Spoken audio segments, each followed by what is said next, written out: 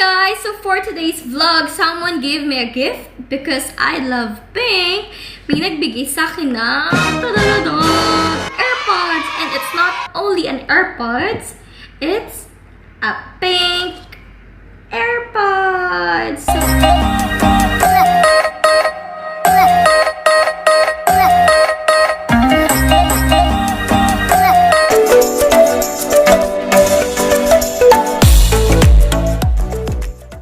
guys. So, ang laman ng box, ayan, at ang likod, ayan. It's a wired one. Syempre, andito lagi ang ating manual. And once you open it, andito din yung ating wired for charging the AirPods. So, charging is dyan. Okay? So, explain natin ngayon kung ano bang pinagkaibahan ng version 1 na AirPods and version 2 na AirPods. This one, it's a version 1. Meron ng bago sa market ngayon, which is version 2. Ang pinagkaibahan nila, actually wala naman silang main difference. Yung size nila, yung weight nila, it's almost same lang sila. Nag-release si Apple ng white AirPods only. Hindi sila nag-release ng other colors. Later, i-explain ko sa inyo kung bakit color pink yung aking AirPods. Yung battery nila, it's same only. So, dalawa yung ating AirPods, right? Left and right, both pods, it's 5 hours. And then yung charging case natin, 24 hours. Pag tinanggal mo siya, pwede mo gamitin si left or pwede mo din gamitin si right for calling and music. Not unlike other Bluetooth headset, yung right lang lagi yung pwede mong gamitin kasi andun lang yung mic. Pero for AirPods, ang advantage niya is, ayun nga, pwede mo siyang gamitin both sides. So, di ba okay yun? For the AirPods, pwede mo siyang magamit 2 to 3 days, depende sa usage mo. Pero maximum, I guess, 3 days siya for calling and for music. And for charging naman, I think it's a 1 to 2 hours, mafu-full charge mo na siya. And don't worry guys, kasi etong case na to, nagsiserve na siya as yung power case. Power bank, parang ganon. Power charging case na din ng ating AirPods.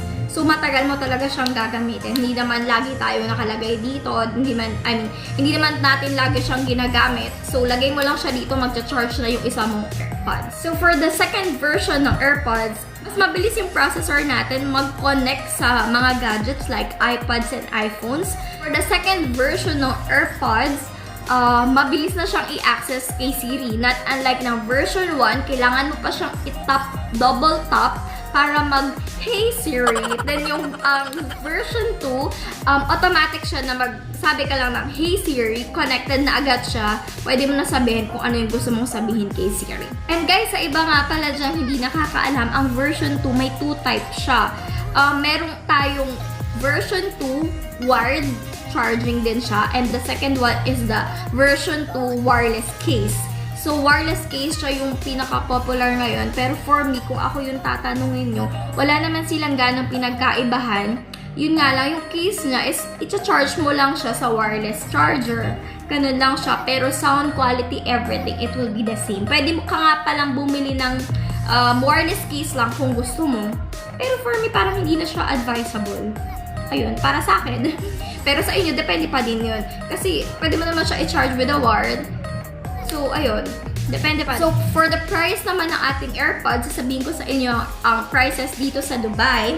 For AirPod 1, usually nasa around 500 siya. Kasi minsan wala na dito sa mga stores dito yung AirPods 1. So, yung ating AirPods 2, the version 2 with the wire, ang price niya is around 679. And yung ating version 2 with the wireless case, ang price niya is 829 in dirhams to, ha? In dirhams. And then for the wireless case, I'm not sure lang. Sorry guys, hindi ko siya na-search. Hindi ko siya na-search. Pero may presyo siya, yung wireless case lang. Kung gusto nyo wireless case lang. Compatible din naman yung version 1 ng AirPods. Lagay nyo lang siya doon. Kung gusto nyo talaga is yung wireless case lang. But for me guys, kagaya ng sabi ko sa inyo, mas advisable ko na is yung with the wired. Kasi ganun din naman yun. Ayun. So, bakit color pink yung aking AirPods? Because it's a painted AirPods. Lagi ko yung link below, yung website nung shop na pwede nyo pagbilan. Kung gusto nyo is colored AirPods. Madami silang color na available. May red sila, may yellow, may black, may matte.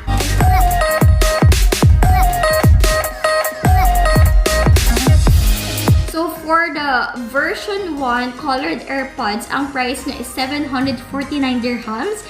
For version 2 with the wire, ang price niya is 899 dirhams. And for version 2 with wireless case, ang price niya is 1,049. So, check nyo na lang yung link below dun sa mga ibang color ng mga AirPods. And guys, if you want to customize your AirPods, kaya din lang i-customize, like i-paint yung AirPods nyo. It's 199, I guess.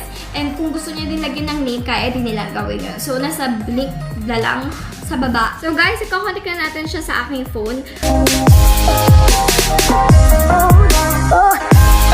Alam ko naman na alam na ng iba dyan kung paano i-connect. But for others, gusto ko lang ipakita sa inyo kung paano siya i-connect. Once na in-open natin yung ating AirPods, lalabas dito na connect your pods. So, let's click the connect. Ayan. So, ayun, nakikita niyo siya. Ito yung case and this is the pods. So, di ba magkaiba sila ng battery? As I've said. So, done. Tapos na. Well, guys, sa lahat ng sinabi ko sa inyo, based on my experience lang yun. I'm not an expert. So, ayun. Correct me if I'm wrong. Kung may nasabi man akong mali. Thank you sa sponsor ko sa aking AirPods. Tada! So, ayun guys. So, kung may tanong kayo, comment down below na lang. Tapos kung may gusto pa kayong ipa-review or ipa-check, comment down na lang din, guys. So, thank you so much for watching. Have a great day. Don't forget to subscribe and like this video. Bye-bye!